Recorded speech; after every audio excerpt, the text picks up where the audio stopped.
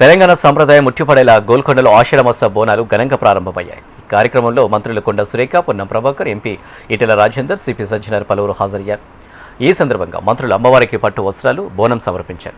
MP Etela Rajender, CP Sajjanar అమ్మవారిని దర్శించుకుని భక్తి శ్రద్ధలతో ప్రత్యేక పూజలు చేశారు.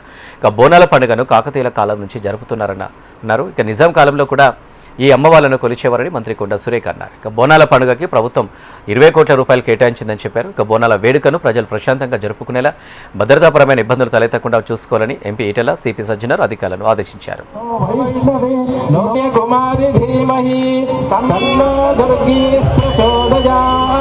వర్షాకాలం మొదలైన తర్వాత ఆషాఢ మాసంలో తెలంగాణ రాష్ట్రంలో తొలి బోనం మా కుమ్మర సమాజం, మా ఆడబిడ్డలు గోల్కొండ అమ్మవారికి సమర్పించిన తర్వాత లష్కర్ బోనాలపేట హైదరాబాద్ నగరంలో ప్రతి గల్లీలో, ప్రతి ఇంట్లో ఈ బోనం సమర్పించబడుతుంది.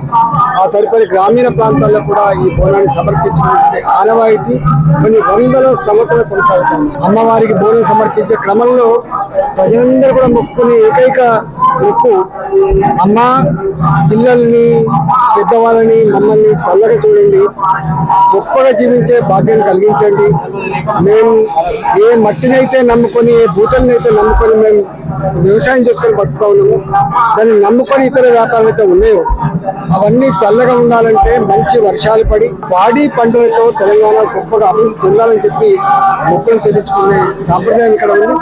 ఈ సాంప్రదాయాన్ని వందల సంవత్సరాలు గడిచినా కూడా రాబోయే తరాలకు కూడా సజీవంగా ఉంటుంది ప్రయత్నంలో భాగమే ఈ గోల్కొండ బోనాల జాతర.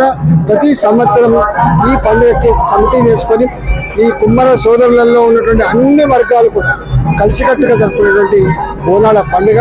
ఈ బోనాల పండుగ సందర్భంగా ప్రజలందరికీ కూడా శుభాకాంక్షలు తెలియజేస్తారు. ప్రభుత్వం తరఫున ఎలాంటి ఏర్పాట్లు చేసి న్యాచురల్ గా ఎప్పటికప్పుడు ఏర్పాటు చేస్తూ ఉంటాం.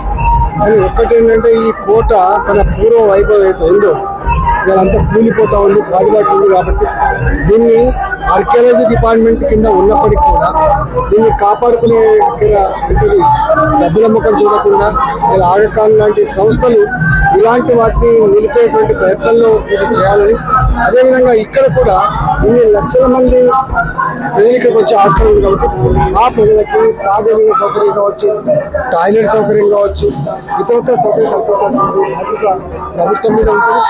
ఒక మొక్కుబడిగా 20 కోట్లు 10 కోట్లు ఇస్తే ఇది అయ్యేది కాదు. అంటే విశ్వాసానికి మార్పు, నమ్మకానికి ప్రతిరూపంగా. ఈరోజు ఇక్కడ బోనాలు గోల్కొండ ఫోర్ట్లో జరుగుతుంది. సో నా తరఫు నుంచి, హైదరాబాద్ సిటీ పోలీస్ తరఫు నుంచి ఆడపిల్లలకి, ప్రజలకి, మహిళలకి అందరూ కూడా బోనాల పండుగ శుభాకాంక్షలు.